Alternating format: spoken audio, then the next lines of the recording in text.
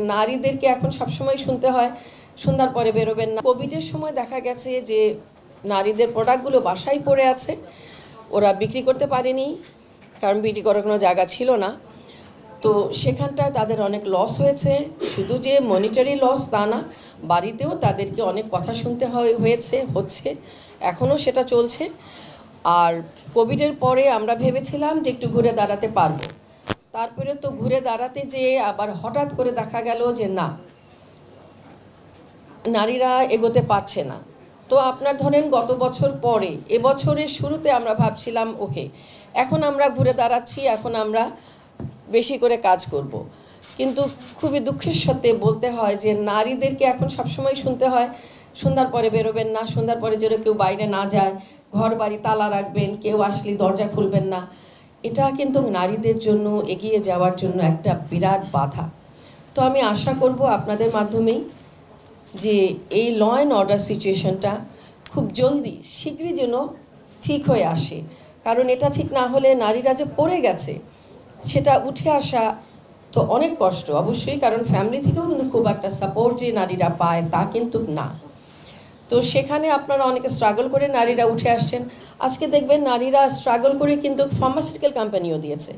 তারপরে আপনার বিউটিফিকেশনে তো নারীরা আছেই সবসময়। তারপরে আপনার এই যে সিএনজি স্টেশন বলেন, এ ধরনের কিন্তু বড় বড় কাজেও নারীরা এগিয়ে এসছেন। সেটা কিন্তু যে সবার সহযোগিতা পেয়ে তা না, অনেক কাঠখড় পুড়িয়ে তারপরে অবশ্যই সহযোগিতা ছিল, আদারওয়াইজ তো এখানে আসতে পারতেন না এত উপরের জায়গায়। তো সেটাও দেখতে হবে। ব্যাংকরাও কিছুটা নমনীয়, কিছুটা না, কারো প্রতি নমনীয়, কারো প্রতি না, সেই জিনিসটা ব্যাংকে একটু দূর করতে হবে। আর এই যে ক্ষুদ্র ঋণের কথা বলছেন, আমরা ব্যাংকের সাথে যোগাযোগ করিয়ে দিই। আর যদি বেশি ক্ষুদ্র হয় তাহলে সেই ফান্ডটা আমরা নিজেরাই দিই, কিন্তু আমরা অ্যাকচুয়ালি ফান্ড দেই না।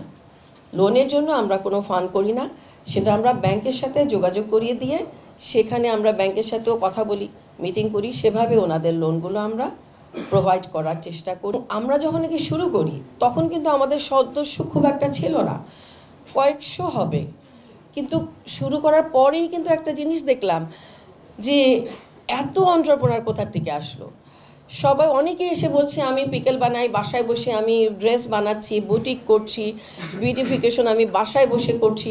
এ ধরনের কিন্তু আমরা অনেক নারী পেয়েছি। আমি পিকেল বানাই, তারাও কিন্তু উদ্যোক্তা। তো আমরা খুব অবাক হলাম দেখে যে এত উদ্যোক্তা কোথা থেকে আসলো। তো যাই হোক, আমরা খুশি যে না, women entrepreneur association of Bangladesh 2000 সনে আসার পরে আর নারীরাও বুঝতে পারলো যে তারা যে উদ্যোক্তা এবং তাদের এই প্রোডাক্টটা নিয়ে মার্কেটে ছেলে মেম্বাররা নিয়ে যান। তার মানে এই না যে ছেলে মেম্বাররা উদ্যোক্তা, কিন্তু নারীরাই উদ্যোক্তা আমি মনে করি এবং আমরা মনে করি। তো তখন থেকে আমরা দেখেছি যে অনেক মহিলারা আসলো, সেখানটায় আমি 7000 আমাদের হয়ে গেছিলো। প্রতিষ্ঠার পর থেকে ওয়েবের সদস্যরা মার্কিন যুক্তরাষ্ট্র, মালয়েশিয়া, যুক্তরাজ্য, কানাডা, ভারত, নেপাল, মালয়েশিয়া, পাকিস্তান, আরব এবং অন্যান্য দেশের বাজারেও প্রবেশাধিকার অর্জন করেছে। 5 বছর আগেও ওয়েবে যোগদানকারী লাজুক এবং দ্বিধাগ্রস্ত মহিলারা এখন শক্তিতে রূপান্তরিত হয়েছে। তারা